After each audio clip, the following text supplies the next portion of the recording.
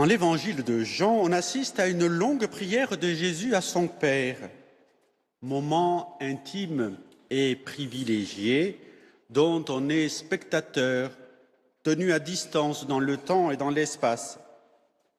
Mais pourtant, avez-vous remarqué que le Christ parle de nous, à son Père? Oui, oui, de nous qui sommes ici à Thiers ou qui participons à cette Eucharistie par l'intermédiaire de l'Eucharistie du jour du Seigneur. Jésus parle de nous et nous parle. Seul Jésus s'exprime. Avant sa passion et sa résurrection, ces mots prennent un écho particulier et résonnent peut-être à notre esprit et dans nos cœurs. Jésus prie.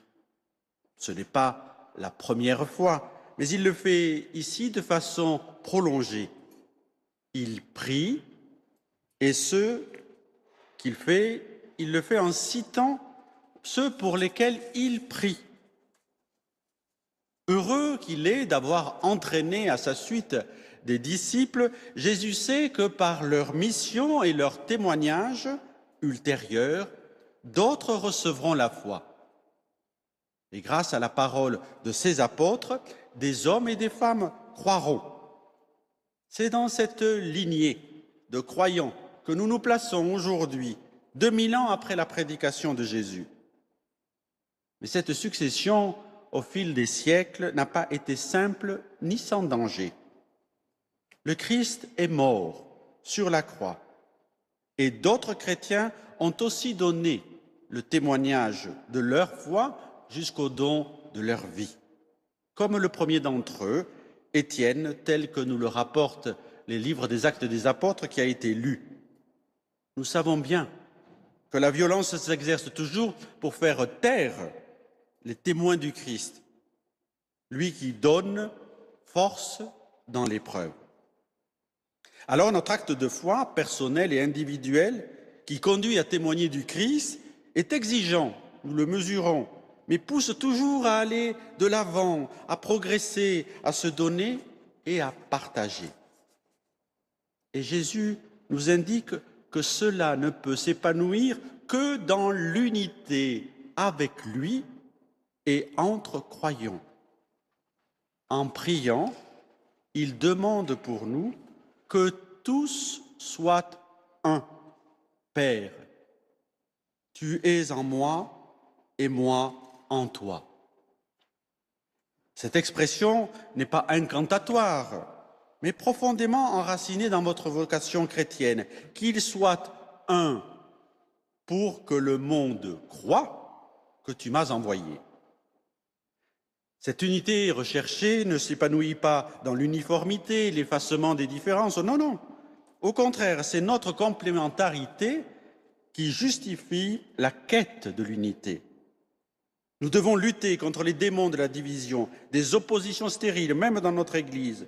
Quelles que soient nos différences culturelles, sociales ou d'origine, quelle que soit la couleur de notre peau, qui n'est que l'enveloppe de notre être, quelle que soit la couleur de notre habit, bon pour le Père Thierry et multicolore pour vous, mes sœurs, nous sommes tous enfants de notre Père. Notre identité chrétienne se consolide dans une conscience commune. Et le Saint-Pape Jean-Paul II nous disait d'ailleurs « Dieu veut l'Église parce qu'il veut l'unité et que dans l'unité s'exprime toute la profondeur de son agapé, de son amour. Oui, l'amour est le ciment de l'unité. » En méditant cet évangile, j'ai perçu un petit clin d'œil, car puisque je demeure dans une auberge de jeunesse chrétienne à Adveniat à Paris, chaque fois que je descends à la chapelle pour prier avec ma communauté, je passe devant le mur de l'unité où, sur un fond bleu ciel, est écrite en une pluralité de langues l'expression de Jésus « que tous soient un ». Cette contemplation régulière ou cette méditation que nous faisons de l'appel du Christ est un prélude pour comprendre ce qu'il attend de nous et qu'il nous dit qu'ils soient parfaitement un afin qu'ils sachent que tu les as aimés comme tu m'as aimé, dit Jésus. Notre prière, comme notre recherche de l'unité, sont nourries par l'amour que nous recevons du Père et que nous partageons. Lorsque tout à l'heure nous proclamerons le Notre Père, nous donnerons un magnifique écho au souhait de Jésus. Je leur ai fait connaître ton nom pour que l'amour dont tu m'as aimé soit en eux. On ouvrira les bras, on sera prêt à lier nos mains, habités tous par l'amour dont le Seigneur nous gratifie. Prenons-nous bien conscience de ce qui est en jeu dans ces paroles et gestes répétés à chaque messe et même en dehors dans tout temps de prière. Ressentons-nous la chaleur dans nos cœurs pour avoir force et courage dans le témoignage et la prière. Il n'est pas insignifiant de venir à la messe et de prier ensemble. En ce dimanche, dans notre prière, nous ajouterons une intention particulière, un souhait. Pour toutes nos mères dont c'est la fête, nous demanderons à Marie en ce mois de mai qui lui est dédié de les protéger et d'en faire de toujours plus de merveilleuses témoins de l'amour de Dieu pour l'humanité tout entière qui en a tant besoin.